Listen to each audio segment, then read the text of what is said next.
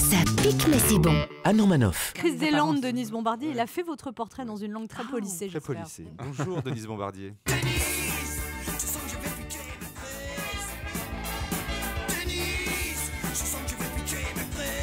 Et oui, moi aussi, comme Jacques Higelin, Denise, je trouve que vous allez trop loin, Denise Bombardier. Mais qu'est-ce que c'est que cette histoire que la sexualité féminine ne s'arrête pas à 60 ans? Remarquez, en ce qui me concerne, la vie sexuelle, elle n'a jamais vraiment commencé. Elle a commencé, mais elle s'est très vite stoppée. J'avais plus les moyens.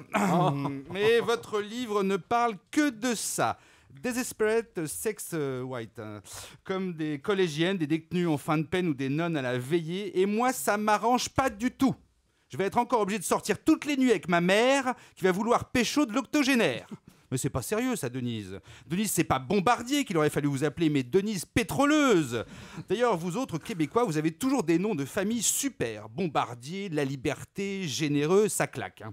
Denise, vous êtes née dans la belle province, dans un milieu modeste, auprès d'une mère conflictuelle, on dira, et vous ferez vos études chez les religieuses, ce qui vous marquera à jamais.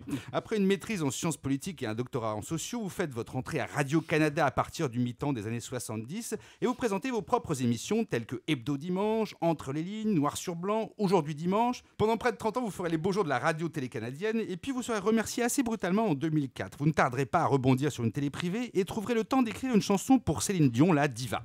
Durant un an, vous la suivrez en immersion afin d'écrire sa bio. C'est vrai que c'est plus malin de faire un reportage en immersion à Las Vegas, Miami ou Aspen que de faire la bio d'un SDF malgache ou d'un douanier espagnol. Denise Bombardier, vous êtes aussi très engagée sur les questions féministes puisque vous avez consacré un essai à l'affaire DSK et à ses répercussions. Nous sommes très heureux de vous recevoir ce midi à l'occasion de la sortie de votre nouvel ouvrage Plus folle que sa tumeur qui décrit les pérégrinations d'un gynécée de chaudasse mature. Non, pardon, c'est misogyne. Il s'agit tout bonnement et simplement de la vie d'un groupe de femmes qui ne se résolvent pas à abandonner les plaisirs de la vie. Merci Denise pour ce roman qui se dévore et qui fait du bien. Pour tout cela et pour tout le reste, merci de votre présence parmi nous ce midi. Merci Madame. beaucoup. Europe 1, ça pique mais c'est bon.